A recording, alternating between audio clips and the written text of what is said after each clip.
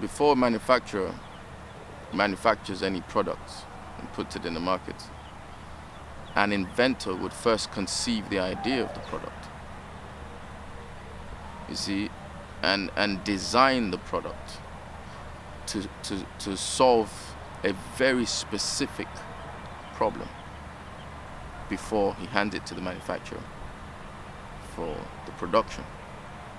So everything you see that's been invented has a very specific purpose, is designed to solve a very well-defined problem.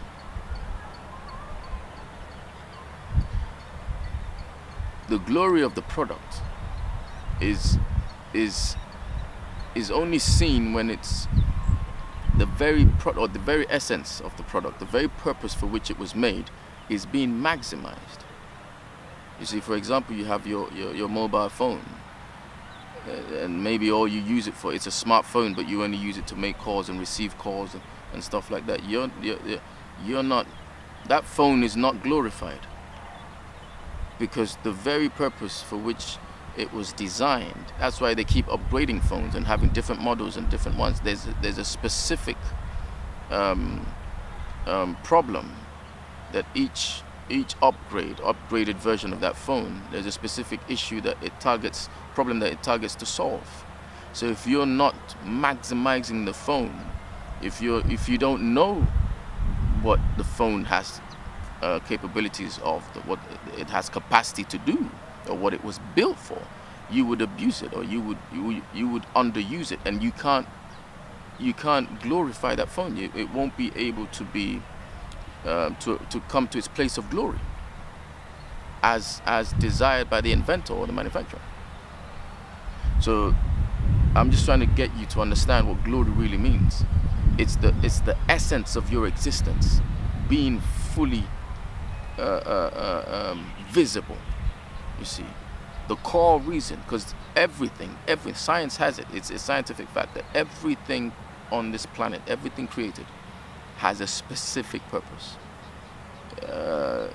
Everything, every animal, every tree, everything, every fruit, everything has a specific purpose. It has a specific thing that it deals with. There's a specific problem that it solves in the ecosystem. That's why when anything goes extinct, it affects the entire ecosystem. When any animal or anything just should go extinct, it affects the general glory of the whole earth. So you see all these animal rights people and conservation people who are trying to conserve nature.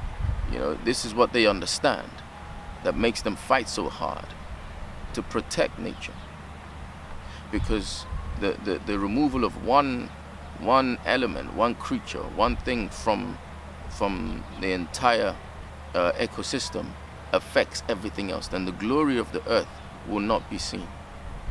And that's exactly what God is saying. You see, man was created in the image of God, and the purpose for which he was created was said to him straight away in Genesis chapter 1, verses 26 to 28. God created man in his image, in his likeness. He said, let us make man in our image and in our likeness, and let him have dominion. Let him have dominion over all created things. Let him subdue it and have dominion over it. Let him multiply.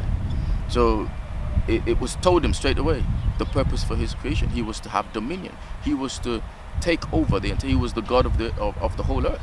Man was to take over the earth and to have dominion over it and to bring forth its glory. Man's job and sole purpose of being created was to bring forth the glory of the earth. And you read in Romans 8:19, the Bible says that the earnest expectation of the creature waits for the manifestation of the sons of God. So all creation is moaning. Romans 8:22 says it's groaning like a woman in the labor pains. Groaning for the manifestations of the Son of God, for man to take his rightful place so that the whole earth can be glorified.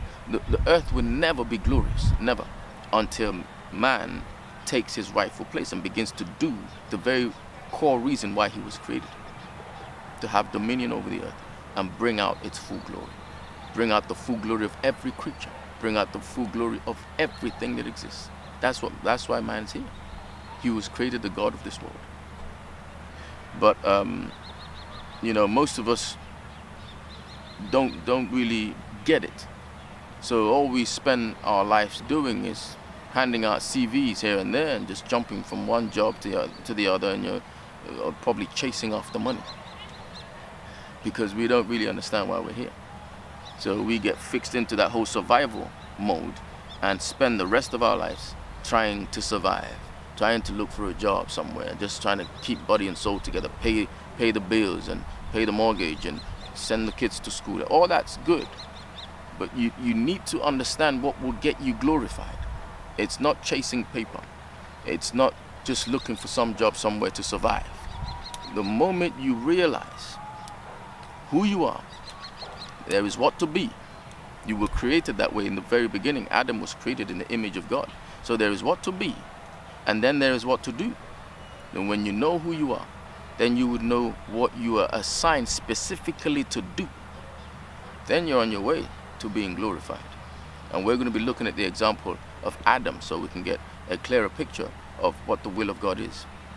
But like I said earlier, we need to know who God is, understand Him, who He is, what He's made of, where He's from, and what His plans and purposes are. And that makes it easier for us to then know who we are. So if we go to the book of Genesis, we start to look at the example of God and Adam.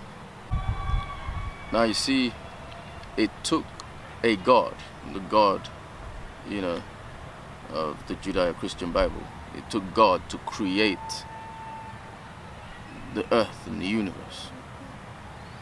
But then God also knew that, it would also take a God to run it, to manage it, to bring out its glory, to bring out the core essence of its existence, of its creation.